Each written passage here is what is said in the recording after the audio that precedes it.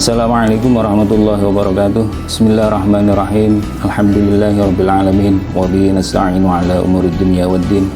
Wassalatu wassalamu ala asyrafil anbiya wa imamil mursalin Sayyidina wa habibina wa syafi'ina wa qurrati a'yunina wa qudwatina Muhammadin sallallahu alaihi wasallam al-hadi ila siratal mustaqim wa ala alihi wa ashabihi al-mutamassikina lidini amma ba'd.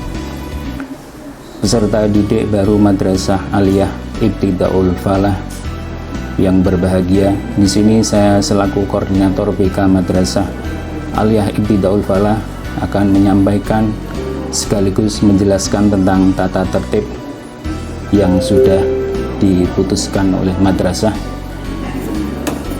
Tata tertib Madrasah Aliyah Ibtidaul Falah. Yang pertama, kehadiran siswa. 10 menit sebelum jam pertama siswa sudah hadir di madrasah. Ini perlu diketahui bahwasanya jam pertama dimulai jam 7.00. Yang kedua, keterlambatan hadir kurang dari 10 menit diperbolehkan masuk kelas atau mengikuti pelajaran seizin guru piket. Ini berarti para siswa-siswi Madrasah Aliyah Ibtidaul Falah ini harus sudah mengkondisikan keberangkatannya dari rumah. Kalau 10 menit sebelum masuk madrasah sudah harus berada di madrasah, itu yang kira-kira rumahnya jauh ya berarti harus kurang lebih jam 6, atau yang rumahnya dekat berarti jam 6.15. Ini kondisional menyesuaikan tempatnya masing-masing.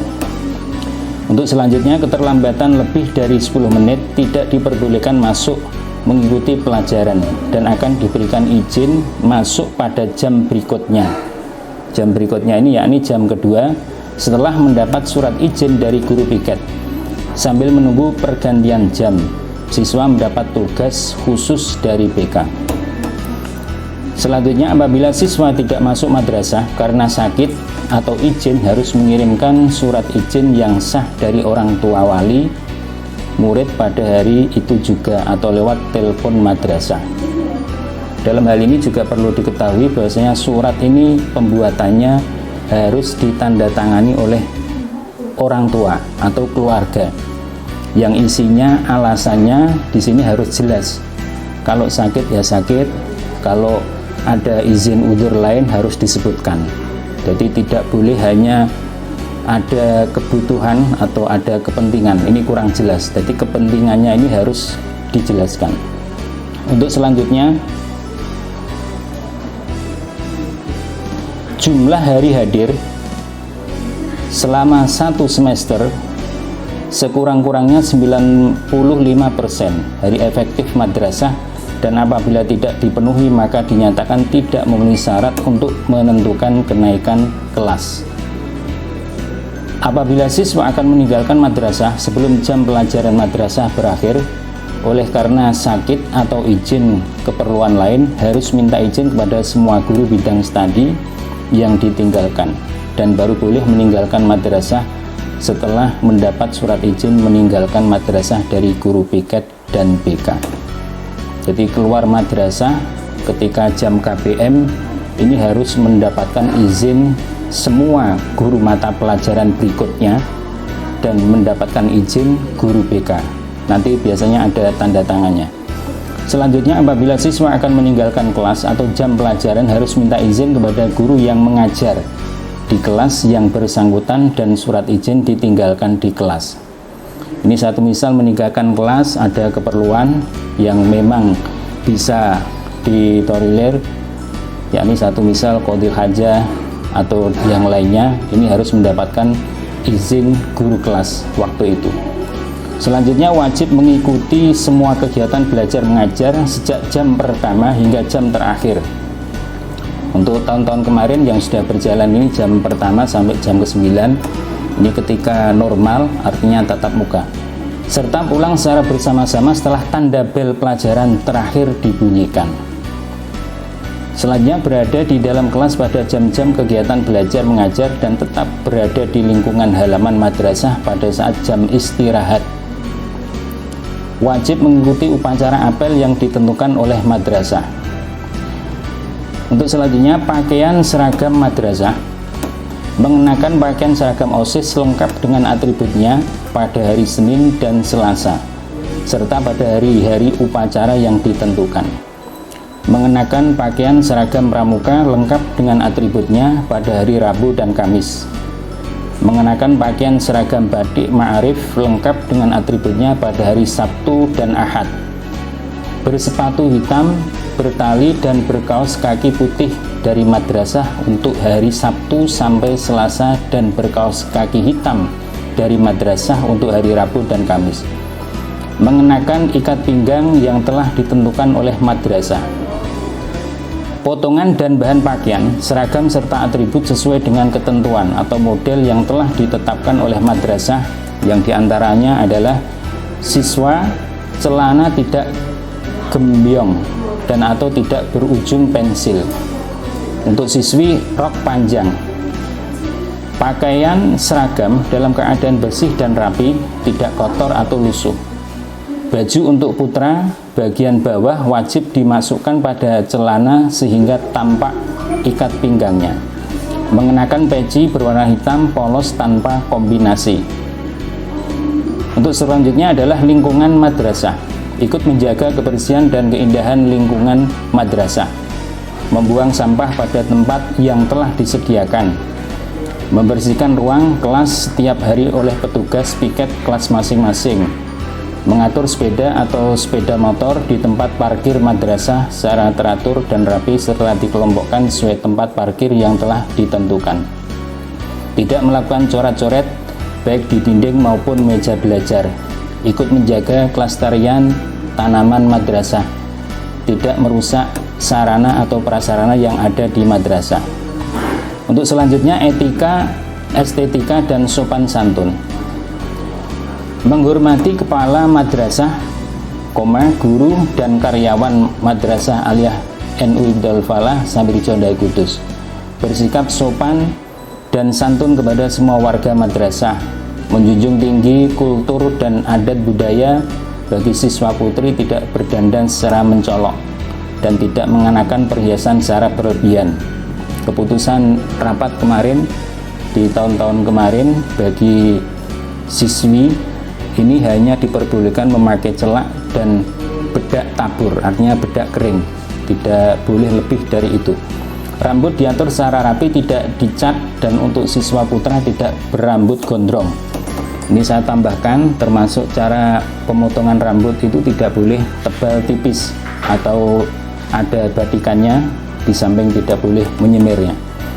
Bagi siswa putra tidak mengenakan perhiasan atau aksesoris yang tidak selayaknya, seperti pakai kalung, pakai gelang, dan selanjutnya.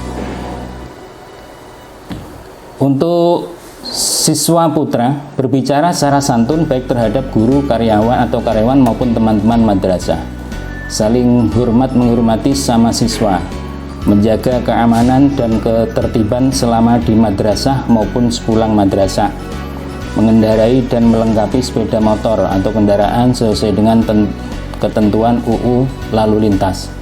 Artinya motornya ini tidak boleh protolan, harus lengkap, termasuk ada spionnya dan lain sebagainya. Untuk selanjutnya tentang pelanggaran.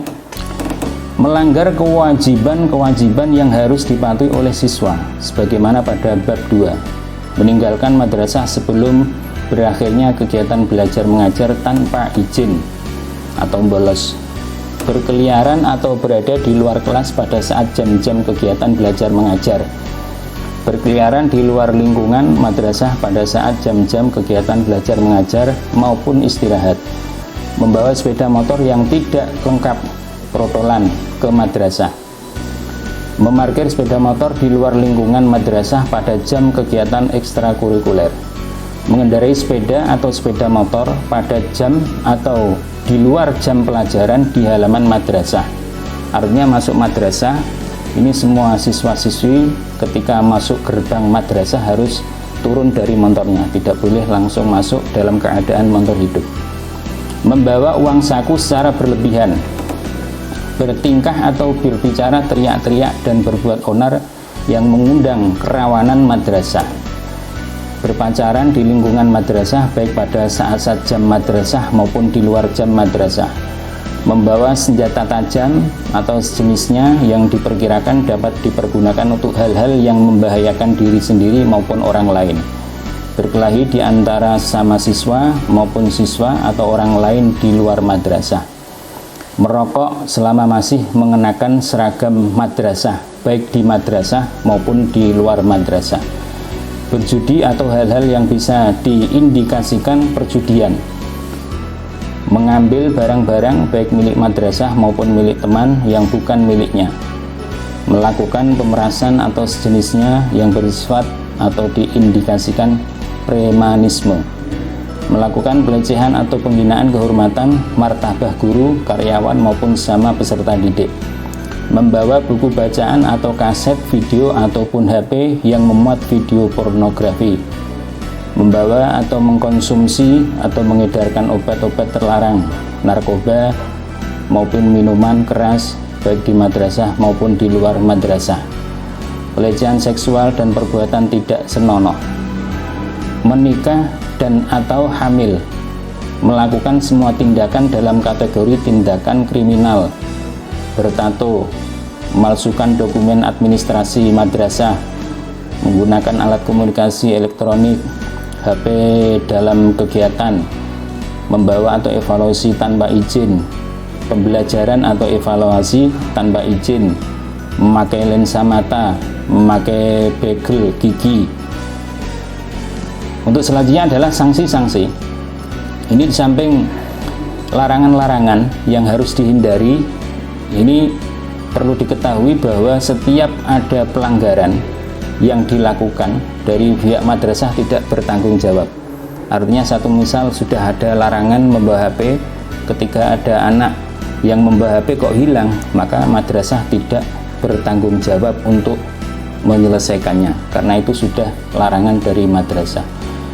Sanksi-sanksi, tahapan sanksi apabila siswa tidak mentaati kewajiban dan melanggar larangan-larangan seperti tersebut di atas, maka akan diberikan sanksi oleh madrasah berupa 1. Peringatan secara lisan dan penindakan secara langsung. Peringatan secara tertulis, pemanggilan orang tua atau wali peserta didik, skorsing, tidak boleh mengikuti pelajaran, dikembalikan kepada orang tua atau wali, dikeluarkan dari madrasah dengan tidak hormat. Demikian sekilas penjelasan tentang tata tertib yang berlaku di Madrasah Aliyah Nahdlatul Ulama Ibtul Falah. Semoga bisa difahami, dipelajari, dan dilaksanakan. Dengan demikian, saya turut mendoakan semoga mendapatkan berkah dan manfaat ilmu dalam belajar, mendapat ridha Allah Subhanahu wa taala. Amin Allahumma amin. Dari saya akhiri, wassalamualaikum warahmatullahi wabarakatuh.